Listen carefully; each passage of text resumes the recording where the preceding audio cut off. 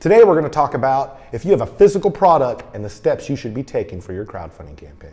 Crowdfund Genius Take 1.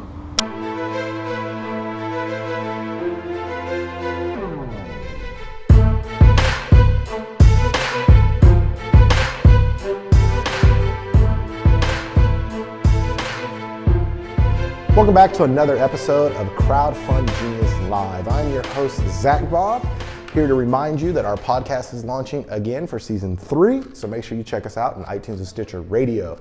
Also, while you're at it, go ahead and subscribe to our YouTube channel because we're awesome and we're off the chain and we give you great crowdfunding advice. All right, so let's go with our very first question. Janet Carroll asked via Reddit, I have a physical product I'd like to create and sell. How do I know what steps to take?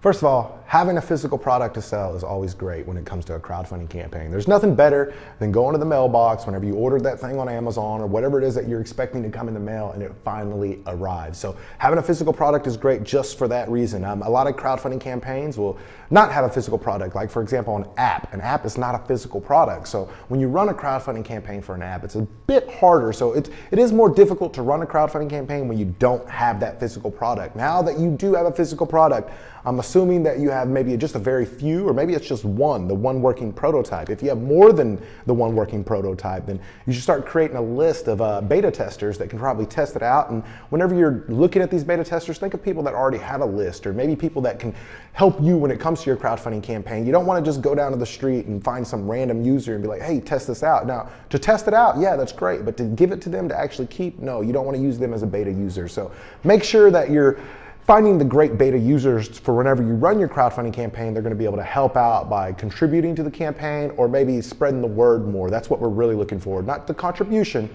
but the fact that they can spread the word to maybe their email list or to their following or their Instagram following or something along those lines. Remember that also, Instagram accounts sometimes have huge amount of followers. So you can always send some of those betas to them to get them to kind of talk or use or share about your crowdfunding campaign or your product that you're planning to run a Kickstarter or Indiegogo campaign for. Some of the steps that you need to take, one I already told you is you need to build a list of potential beta users. 2, you need to make your crowdfunding video, so start working on that. And 3, start making more lists. I'm a huge list person, so I'd start creating lists of potential media that could talk about your campaign. I'd create a list of potential crowdfunding campaigns that you could possibly contact to cross-promote with. I'd also start creating a list of potential ambassadors, somebody that could talk about your program or blog about your blog about your product. So start creating those lists, and that gives you a great jumping off point. And mainly the most important thing, when you got that physical product, talk to 100 people that might be interested in that product. Talk to 100 people, ask them what they think, let them know you're running a crowdfunding campaign, and collect those email addresses. So that way you have a list of emails that you can actually ask questions to or bounce those questions off of whenever it comes to running your crowdfunding campaign. How much would you pay for this? Would you be willing to share it with your friends? Would you tell your friends about it? Do you think this would be great for your community? Those type of questions are questions you should be asking to your email list. So make sure you're building all those lists, you're trying out beta users, and you talk to 100 people before you launch your crowdfunding campaign.